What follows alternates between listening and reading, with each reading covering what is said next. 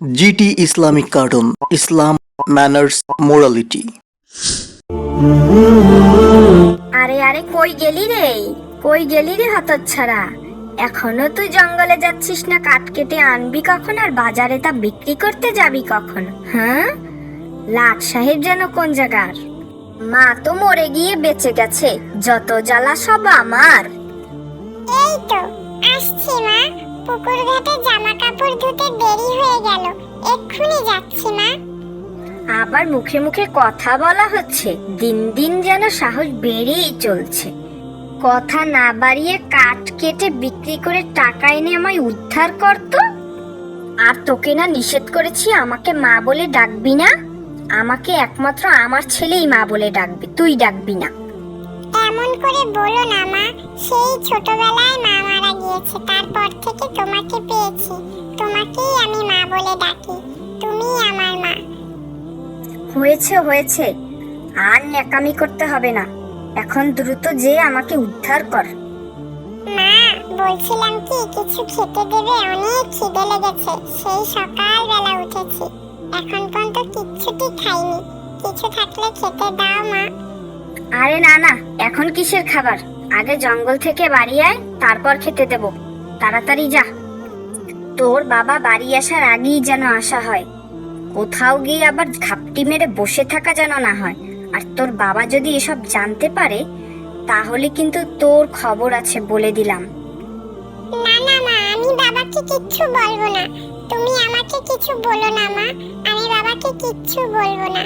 আমি এখন যাই মা, আমি তাড়াতাড়ি ফিরে আসবো।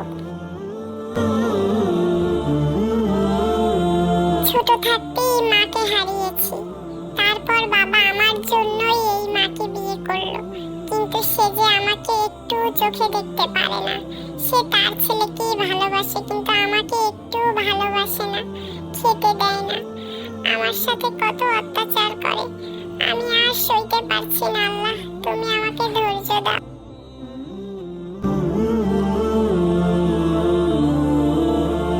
ও ভাই, তুমি কোথায় যাচ্ছ ভাই? একটু এদিকে আসো না।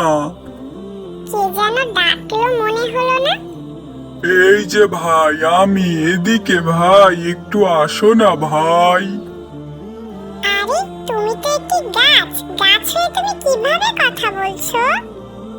আমি তোমাকে সব পরে বলছি, তুমি আগে আমায় একটু পানি খাওয়াতে পারো বন্ধু?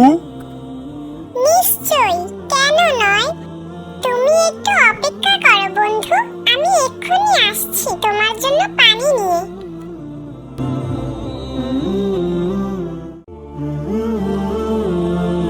এই তো এখানে একটি পুকুর আছে, এখান থেকে আমি দেখি আমার গাছ বন্ধুর জন্য একটু পানি নিয়ে যাই।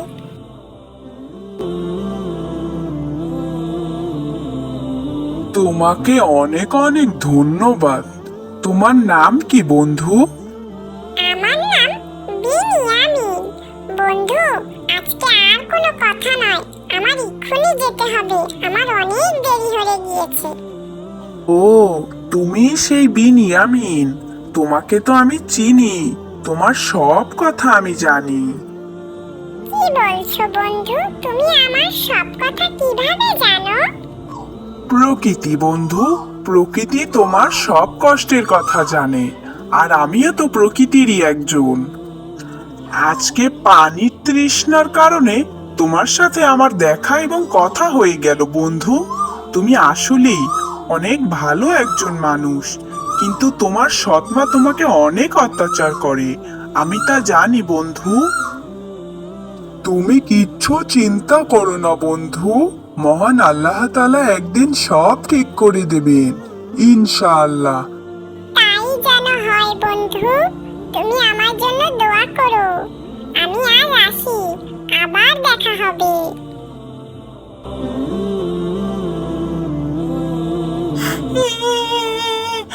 সাপ তো আমাকে এক্ষুনি খেয়ে ফেলবে, কি হবে আমার এখন?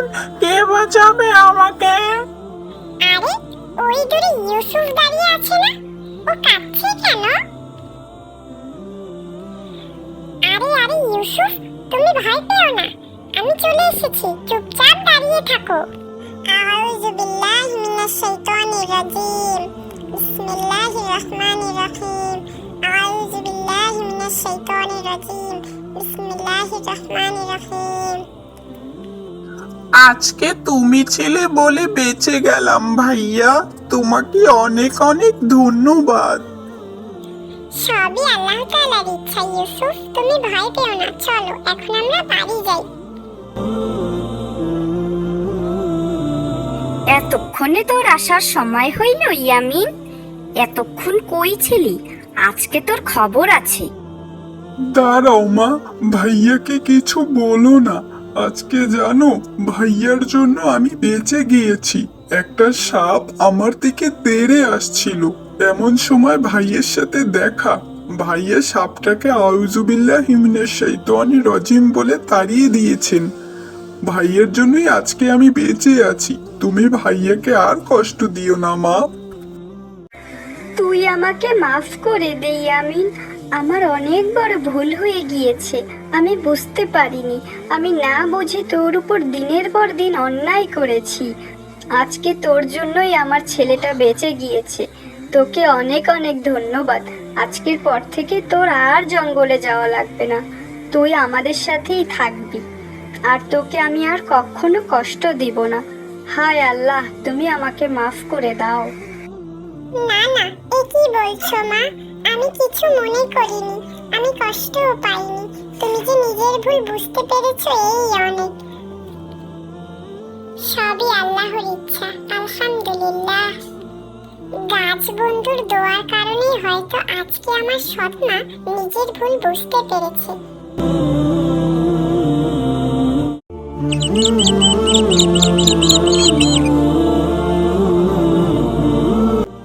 আজ 3 দিন হয়ে যাচ্ছে ঘরে কোনো খাবার নেই। সেই কোন রাতে ঝড়ের মধ্যে আমার ছেলেটা গেল মরে। আজ আমি বৃদ্ধ বয়সে, কি কষ্ট আমার। ছেলেটা আজ বেঁচে থাকলে এমন মানুষের দরজায় দরজায় ঘুরতে হতো না। বৃদ্ধ বয়স দেখে কেউ কাজও দিতে চায় না আমায়। বাহিরে বের হয়ে দেখি যদি কেউ কোনো খাবার দিয়ে সাহায্য করে আমায়। আসসালামু আলাইকুম রাইসা, কেমন আছো তুমি? ওয়ালাইকুম আসসালাম হুমায়রা। আলহামদুলিল্লাহ, আমি ভালো আছি। তুমি কেমন আছো? আমিও আলহামদুলিল্লাহ ভালো আছি রাইসা। এখানে দাঁড়িয়ে কি করছো তুমি? তুমি তো জানোই হুমায়রা, আমার বাবা একজন মস্ত বড় ধনী ব্যবসায়ী। এক কাপড় বেশি দিন পরা আমার বাবা পছন্দ করেন না, তাই একটু মার্কেটে যাচ্ছি। তা তুমি কোথায় যাচ্ছ হুমায়রা? এই তো বিকালবেলা একটু ঘুরতে বের হয়েছি মাত্র, এছাড়া কিছুই নয়। আর আমার বাবা আমাকে কিছু টাকা দিয়েছে, যদি আমার খেতে কিছু মনে চায় তাহলে খেতে বলেছে। বাচ্চারা, আমাকে কিছু খেতে দেবে তোমরা? আমি 3 দিন না খেয়ে আছি, আমাকে একটু কিছু খেতে দাও। তোমাদের জন্য অনেক দোয়া করব। আরে না না, যাও যাও তো, এসব তোমাদের ধান্দা। আমি বুঝি না, বুঝেছো হুমায়রা? এখন এগুলা এদের ব্যবসা হয়ে গিয়েছে। হতে পারে সে সত্যিই খুবই ক্ষুধার্ত। তুমি এক্ষুনি আল্লাহর কাছে ক্ষমা চাও, কারণ তাদের ব্যবসা হোক যাই হোক না কেন, আমাদের তা দেখার বিষয় না। আল্লাহ বলেছেন যদি কেউ বিপদে পড়ে তোমরা তাকে সাহায্য করো। তুমি সাহায্য না করতে পারলে করবে না, কিন্তু তাকে এভাবে বাজে গালমন্দ করতে পারো না, এটা খুবই খারাপ। এই সব টাকা নেওয়ার ধান্দা, তুমি কি বুঝছো না হুমায়রা? আর তোমার যদি দিতে মন চায় তুমিই দাও, আমি এগুলো দেব না বাবা, আমার টাকার দাম আছে। হ্যাঁ রাইসা, তুমি ঠিকই বলেছো, তোমার টাকার দাম আছে, কিন্তু আমার টাকার দাম নেই। তুমি রেস্টুরেন্টে গিয়ে হাজার হাজার টাকার বিল দিয়ে আসতে পারবে, শত শত টাকার টিপস দিয়ে আসতে পারবে, কিন্তু এই অসহায় মানুষটিকে তুমি 10-20টি টাকা দিয়ে সাহায্য করতে পারবে না। সত্যি তোমার টাকার দাম আছে। এই বৃদ্ধ বয়সী মানুষটি বিপদে না পড়লে হয়তো কখনোই কারো কাছে গিয়ে হাত পাততো না। মহান আল্লাহ তাআলা কখন কাকে কোন অবস্থায় দাঁড় করায় তা কেউই জানে না রাইসা। আমাদের উচিত সবসময় অসহায়দের পাশে দাঁড়ানো, মানবতার কাজ করা, তবে তা কখনোই মানুষকে দেখিয়ে নয়, অবশ্যই আল্লাহ সন্তুষ্টির জন্য। তুমি আমাকে মাফ করে দাও হুমায়রা, আজ তুমি আমার চোখ খুলে দিয়েছো, তোমাকে অনেক অনেক ধন্যবাদ। দাদিমা, তুমিও আমাকে মাফ করে দাও। এই নাও, আমি তোমাকে কিছু টাকা দিচ্ছি, তুমি এ দিয়ে কিছু খেয়ে নিও। তোমাকে অনেক অনেক ধন্যবাদ রাইসা, তুমি এত দ্রুত বোঝার জন্য। তোমাকে অনেক দিন ধরেই আমি এ নিয়ে কিছু বলবো ভাবছিলাম, তবে একটা সুযোগে বলা হয়েই গিয়েছে। যাক, তুমি যে তোমার নিজের ভুল বুঝতে পেরেছো, এই অনেক। আর দাদিমা, এই নাও, তোমাকে আমিও কিছু টাকা দিচ্ছি, তুমি এ দিয়ে কিছু খেয়ে নিও। আর আমাদের জন্য অবশ্যই দোয়া করবে। অবশ্যই দোয়া করব বাবা, অবশ্যই দোয়া করব। তোমাদের ঋণ আমি কখনোই শোধ করতে পারবো না। আল্লাহ তোমাদের ভালো করুন, আল্লাহ তোমাদের ভালো করুন।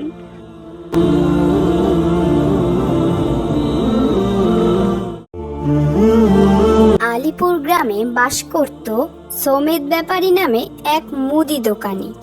গ্রামে এক নামেই তাকে সবাই ধনী ব্যক্তি নামেই চিনে থাকে। অল্প মূল্যে পণ্য কিনে তা চড়া দামে বিক্রি করত সমেত ব্যাপারী। গ্রামে একটাই দোকান থাকার কারণে লোকজন তার কাছে যেতেই বাধ্য ছিল। কিছুই করার ছিল না গরিব মানুষদের, চড়া দামেই তার কাছ থেকে পণ্য কিনতে হতো। বাবা, আমাকে 1 কেজি চাল দিবে? দিমু না কেন, টাকা দিলে অবশ্যই দিমু। 100 টাকা দাও, 1 কেজি চাল এখনই দিতাছি। কি বলো বাবা, 1 কেজি চালের দাম 100 টাকা? এত টাকা আমি কই থেকে দিমু? 1 কেজি চাল তো মাত্র 50 টাকা। আমি এই গ্রামে নতুন বাবা, আমি অনেক গরিব মানুষ, দাও না আমাকে 1 কেজি চাল 50 টাকায়। আরে না না, কি কও? তোমার মাথাটা তো ঠিক আছে নাকি? 1 কেজি চাইল আমি 50 টাকায় বিক্রি করলে আমার লাভ থাকবো নি? দূর হও তো এখান থেকে, আমার সামনে থেকে যাও তো।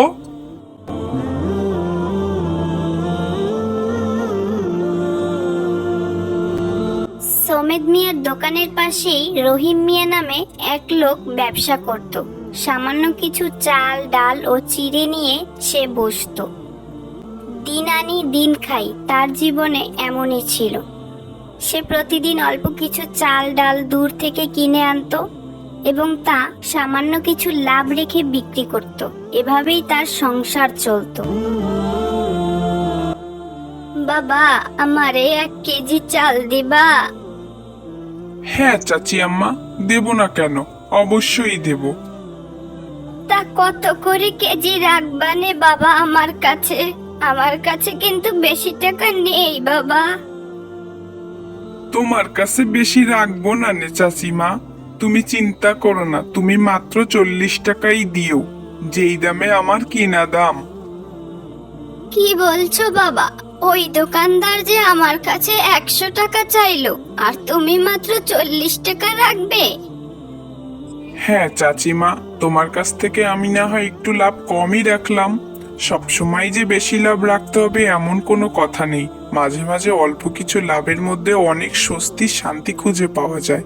তুমি আমার জন্য শুধু একটু দোয়া করবে, তাহলেই আমার হবে।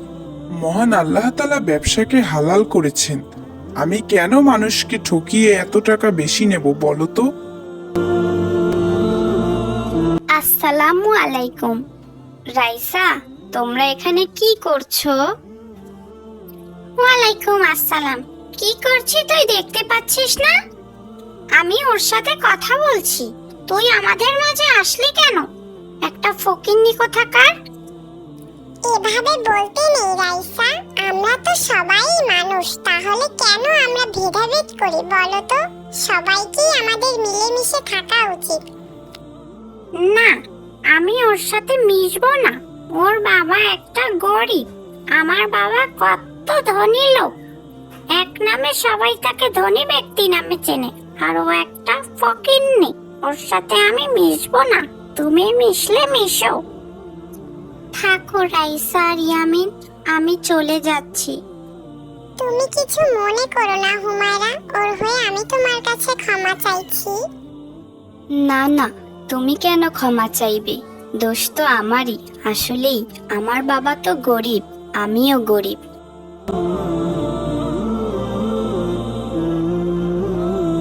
মসজিদের ইমাম সাহেব এক বিকালে গ্রামের কিছু লোকদের নিয়ে কিছু হাদিস কুরআনের কথা বলছিলেন। এমন সময়ই সুমেদ ব্যাপারীও সেখানে হাজির হন।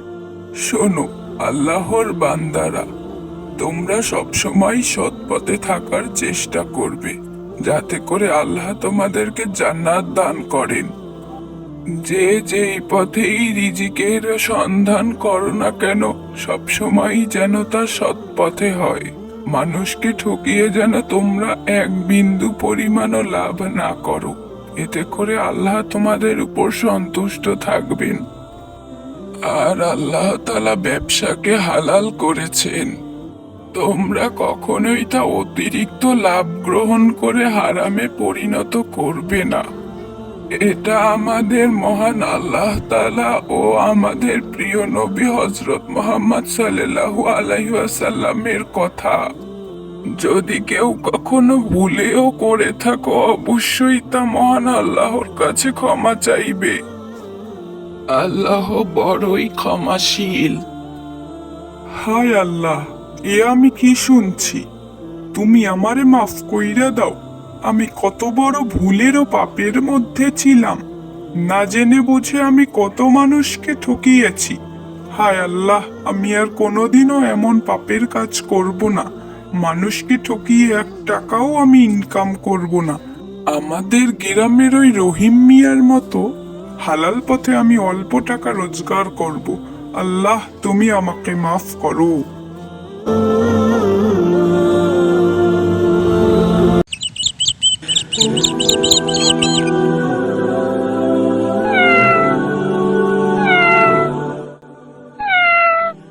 আরে ফারিয়া আপু যে, কেমন আছো তুমি? আসসালামু আলাইকুম হুমায়রা। ওয়ালাইকুম আসসালাম। আমি ভালো আছি, তুমি কেমন আছো? আমিও আলহামদুলিল্লাহ অনেক ভালো আছি, আল্লাহর অশেষ রহমতে। তার আগে তুমি আমাকে বলো তো, তুমি কি আমার উপর শান্তি ও রহমত বর্ষিত হোক তা চাও না? এ আবার কেমন কথা বলছো তুমি আপু? কেন চাইবো না? অবশ্যই সবসময় চাই তুমি শান্তিতে এবং রহমতের মধ্যে দিয়েই থাকো। তাহলে তুমি আমাকে সালাম দিলে না কেন বলো তো? শান্তি ও রহমতের মধ্যে দিয়ে সালামের কি সম্পর্ক বলো তো আপু, আমাকে একটু বুঝিয়ে। হায় আল্লাহ হুমায়রা, তুমি কি জানো না সালামের মর্তবা কত বড় এবং কত সুন্দর এর অর্থ? আসসালামু আলাইকুম এর অর্থ আপনার উপর আল্লাহর শান্তি, রহমত ও বরকত বর্ষিত হোক, এবং ওয়ালাইকুম আসসালাম এর অর্থটাও ঠিক একই, আপনার উপরও আল্লাহর শান্তি, রহমত ও বরকত বর্ষিত হোক। তাহলে তুমি জেনে বুঝেও কেন এমনটা করলে? আমাকে তুমি ক্ষমা করে দাও আপু, এরপর থেকে আর এমন ভুল হবে না। আমি আসলে এমনটা জানতাম ঠিকই, কিন্তু আমার আসলে বলা হয়ে উঠতো না। আজকের পর থেকে আমি সবসময় এই আমলটি পালন করব। তোমাকে অনেক অনেক ধন্যবাদ আপু, আমাকে এত সুন্দর করে বুঝিয়ে বলার জন্য।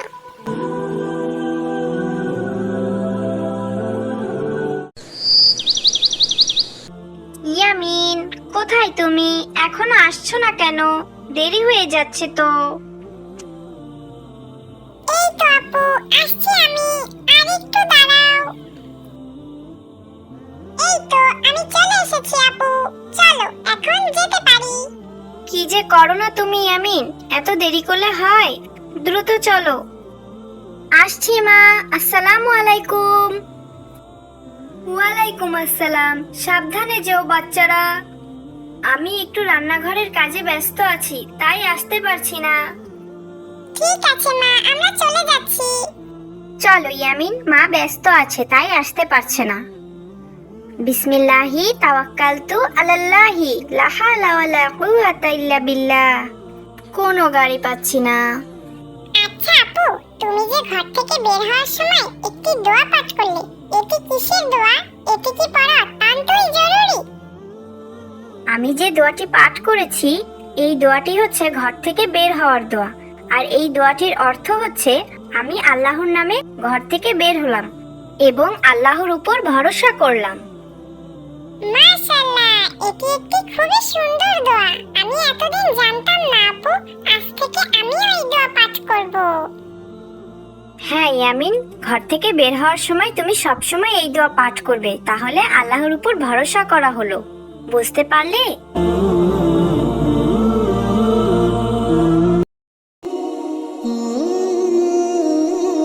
আসসালামু আলাইকুম আপু, কেমন আছো তুমি? ওয়ালাইকুম আসসালাম ইয়ামিন, শুভ সকাল। আলহামদুলিল্লাহ, আমি ভালো আছি। তুমি কেমন আছো? আলহামদুলিল্লাহ, আমিও ভালো আছি আপু। তো সকাল সকাল এদিকে কোথায় যাওয়া হচ্ছে ইয়ামিন? এই তো ব্রেকফাস্ট করতে মা ডাকছে, তাই যাচ্ছি। ঠিক আছে, চলো একসাথেই যাই। ইয়ামিন, তুমি যে খাবার খাওয়ার জন্য হাত না ধুয়েই প্রস্তুত, এটা কি ঠিক? ও সরি আপু, আমার ভুল হয়ে গিয়েছে। আর এমন হবে না, আমি এক্ষুনি হাত ধুয়ে আসছি। এই তো আমি চলে এসেছি আপু। খাবার দাও, আমার খুব ক্ষুধা লেগেছে, আমি এক্ষুনি খাবো। ইয়ামিন, খাবার খাওয়ার আগে যে বিসমিল্লাহির রহমানির রহিম পড়তে হয়, তাও কি তুমি ভুলে গিয়েছো? সরি আপু, আবারও আমার ভুল হয়ে গিয়েছে, আমাকে মাফ করো। আচ্ছা ঠিক আছে, এখন বিসমিল্লাহি আউয়ালাহু ওয়া আখিরু এই দোয়াটি পাঠ করে খাবার শুরু করতে পারো।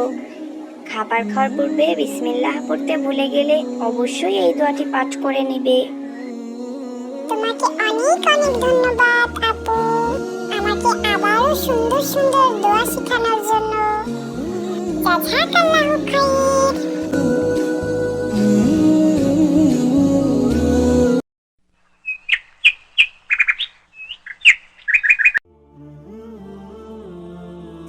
আসসালামু আলাইকুম ইয়ামিন, কেমন আছো তুমি? ওয়ালাইকুম আসসালাম, আলহামদুলিল্লাহ, আল্লাহর অশেষ রহমতে ভালোই আছি। তুমি কেমন আছো আয়েশা? আমিও আল্লাহর অশেষ রহমতে আলহামদুলিল্লাহ ভালো আছি। তার কিছুদিন পরেই তো পবিত্র ঈদুল আজহা, তা কেনাকাটা কি কিছু করেছো? আপাতত আমি এবছর কিছু কেনার চিন্তা ভাবনা করছি না আয়েশা। তা তোমার কি ঈদের শপিং শেষ? আমি অনেক কিছুই কিনেছি জানো, জামা, জুতা, কসমেটিক্স, আরো কত কি। আরো অনেক কিছু বাকিও আছে। তা তুমি এবার কিছু নেবে না কেন ইয়ামিন? তোমার বাবা তো একজন অত্যন্ত ধনী ব্যক্তি, তাহলে নিবে না কেন? তাহলে তো বেশ ভালোই, তোমার ঈদ তো এবার বেশ ভালোই কাটবে। তা ঠিক বলেছো, কিন্তু তুমি তো এখনো কিছুই নাওনি। তোমার ঈদ তো ভালো কাটবে না। শোনো আয়েশা, তোমাকে কিছু কথা বলছি, কিছু মনে করো না জানো। আল্লাহ আমাকে যখন যে অবস্থায় রাখুক না কেন, তাতেই আমি আলহামদুলিল্লাহ।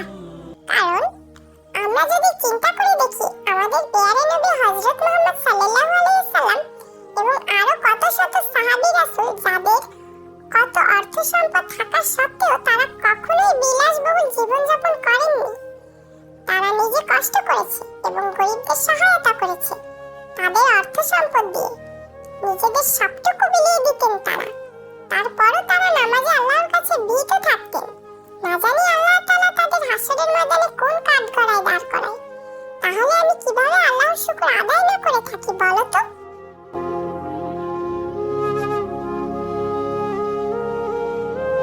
ইয়া আল্লাহ, তুমি ছোট হয়ে কত সুন্দর জ্ঞানের কথা বললে। আমি তোমার থেকে বড় হয়েও এত কিছু আমার মাথায় আসেনি কখনো। আসলেই আমরা যা পাই তা নিয়েও আমরা সন্তুষ্ট নই। আমরা যদি আমাদের নবী করিম সাল্লাল্লাহু আলাইহি সাল্লাম এবং আরো রাসূল সাহাবীদের কথা চিন্তা করি, তাহলে আমাদের নিজেদের অবস্থা নিয়ে আমরা হাজার গুণ শুকরিয়া আদায় করতাম। কিন্তু আফসোস, শয়তান আমাদের এতই ধোঁকা এবং মোহের মধ্যে রেখেছে যে এসব চিন্তা আমাদের মাথায় আসে না। আমাদের থেকে কতই না জানি খারাপ অবস্থায় আছে মানুষ, কিন্তু আমরা নিজেদেরকে নিয়ে আফসোস করি যে আমাদের এর থেকে আরো ভালো কিছু হওয়ার ছিল। দেখো আয়শা, বেশি দূরের কথা চিন্তা না করে আমরা সাধারণত ফিলিস্তিনিদের দিকে তাকালেই অনেক কিছুই দেখতে পাবো। তারা সামান্য খাবারের জন্য দিনরাত কতই না কষ্ট করছে, কতই না তাদের কষ্ট, কতই না তাদের আহাজারি। সামান্য তাদের ইফতার সেহরিই জুটছে না, আর তো ঈদের শপিং। সামান্য তাদের জীবন পার করতেই কত কষ্ট, তবুও তারা আল্লাহর উপর সন্তুষ্ট, শুকরিয়া আদায় করছে, আল্লাহর ইবাদত করছে কত সুন্দরভাবে। আর আমরা ঈদের ভিড়ে আল্লাহর ইবাদত করতে ভুলেই গিয়েছি। আমি আমার বাবার কাছে চাইবো আমার ঈদের শপিং এর বাজেটটা এবং আমার বাবার যাকাতের সম্পূর্ণ টাকার অংশটাই যেন ফিলিস্তিনিদের ডোনেট করা হয়। আশা করছি সে আমার কথা রাখবে।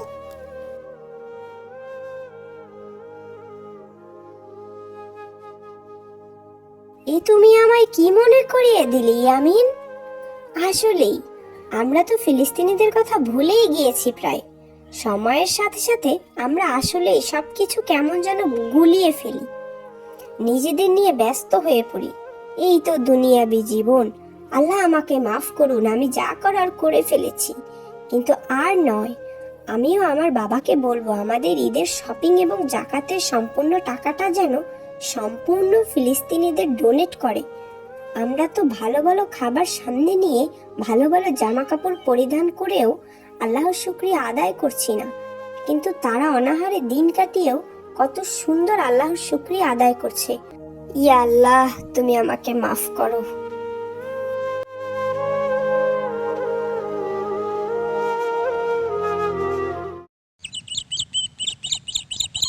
আসসালামু আলাইকুম বাবা, ভিতরে আসবো? ওয়ালাইকুম আসসালাম ইয়ামিন, অবশ্যই এসো। মনোযোগ দিয়ে তুমি এত কি ভাবছো বাবা, জানতে পারি? কি আর ভাববো বলো বাবা, তুমি তো জানোই ফিলিস্তিনিদের অবস্থা, তাদেরকে নিয়েই ভাবছি। হ্যাঁ বাবা, কি আর করবো আমরা, আল্লাহর কাছে দোয়া করা ছাড়া আমাদের হাতে যে আর কিছুই নেই। যাই হোক, তুমি কেন এসেছো বাবা, বলো। আসলে তোমার সাথে একটি বিষয়ে পরামর্শ করতে এসেছিলাম। আমি চাইছিলাম এবার আমার ঈদের শপিং এর টাকা এবং তোমার যাকাতের সম্পূর্ণ টাকাটা ফিলিস্তিনিদের ডোনেট করতে। মাশাআল্লাহ মাশাআল্লাহ, আলহামদুলিল্লাহ। তোমার মাথায় যে এত সুন্দর একটি বুদ্ধি আসবে তা আমি চিন্তাও করিনি। তুমি আমাকে অনেকটাই শান্তি দিলে বাবা। আমি চিন্তা করছিলাম আমি তাদের জন্য কি করতে পারি। আসলে কি দোয়া করা ছাড়া আমার আর কিছু করার আছে? তুমি আমার উপায় বের করে দিলে বাবা, তুমি আমার উপায় বের করে দিলে। তোমাকে অনেক অনেক ধন্যবাদ, আর আল্লাহর কাছে অনেক অনেক শুকরিয়া তোমার মতো একটি সন্তান আমাকে দান করার জন্য। বাবা, আমরা আরো একটি কাজ করতে পারি। আমাদের কাছে যত বন্ধু বান্ধব প্রিয় মানুষ আছে তাদের কাছে বলতে পারি তারাও যেন তাদের যাকাতের টাকাটা ফিলিস্তিনিদের ডোনেট করে। হ্যাঁ অবশ্যই বাবা, তুমি ঠিকই বলেছো। আমার অনেক কাছের বন্ধু বান্ধব আছে যারা আমাকে এই কাজে অবশ্যই সহযোগিতা করবে। তাহলে আর দেরি কেন, চলো এক্ষুনি বেরিয়ে পড়ি।